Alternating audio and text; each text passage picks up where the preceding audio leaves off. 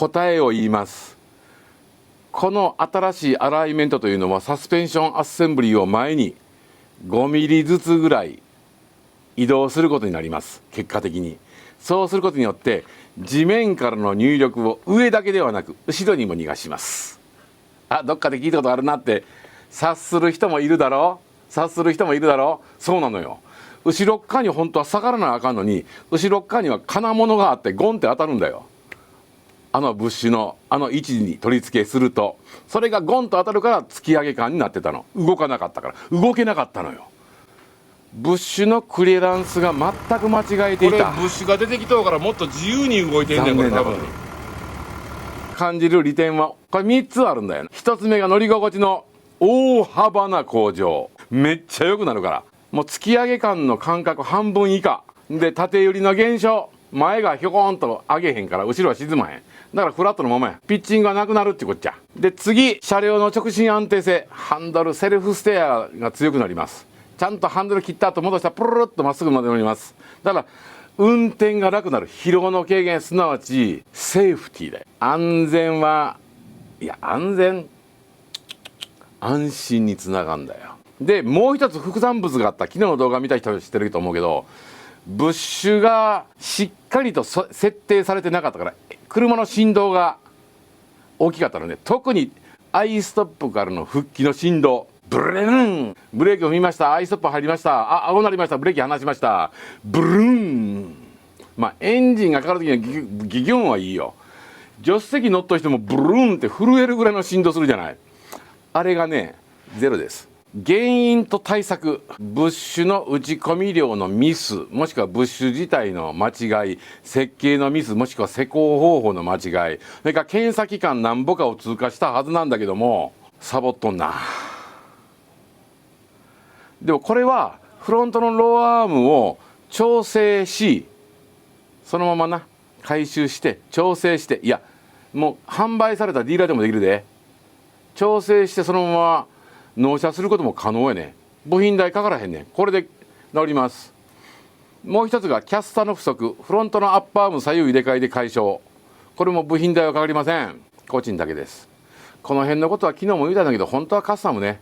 だけどあまりにカスタムというよりも、もともとこれゴッチンって当たってたやんっていうのを直しちゃったから、そもそもやっぱりカスタムというよりもともとあるべき姿でしょう。だってリング出てるんだもんね、ここね。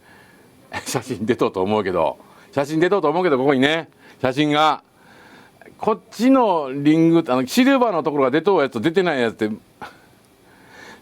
もうボロボロやん。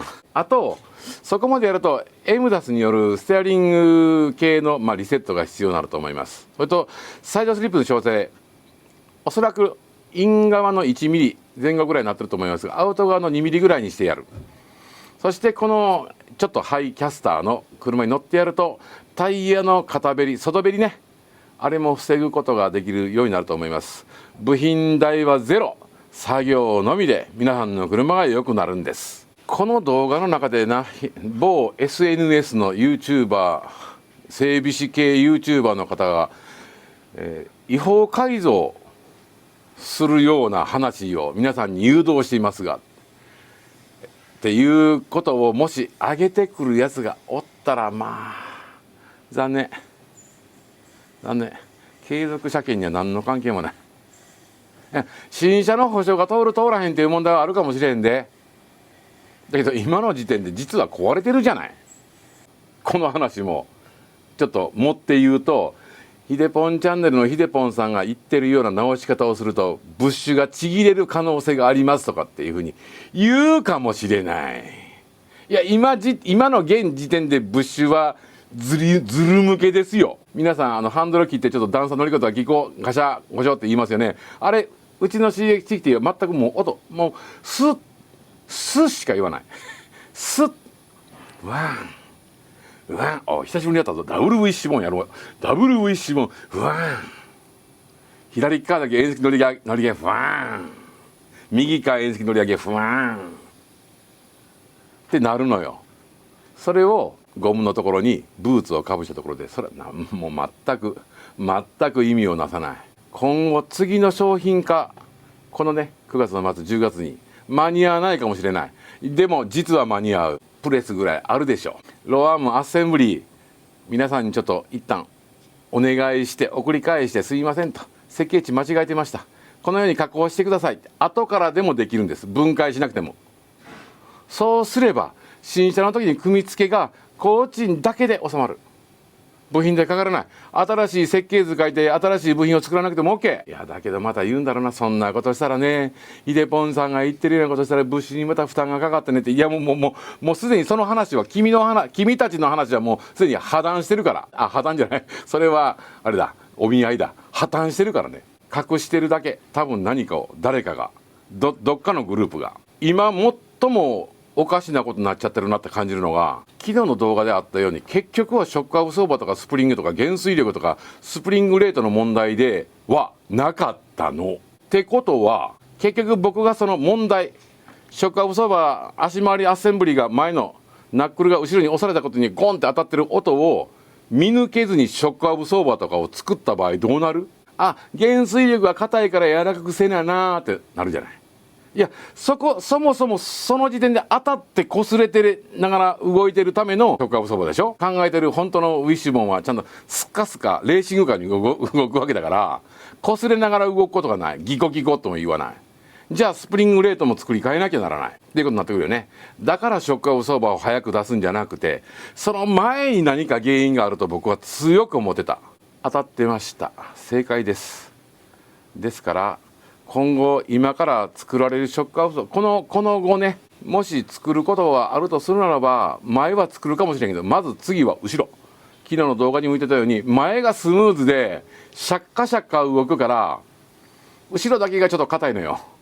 後ろ反対柔らかくしたい、もっと柔らかくしたいって思うでしょう。ぴょこぴょこするって言うでしょ。あれ違うの。前のタイヤで乗り越えた時の突き上げ感で後ろが沈んで持ち上がってるだけ。振動波が前が持ち上がると後ろ下がるでしょ。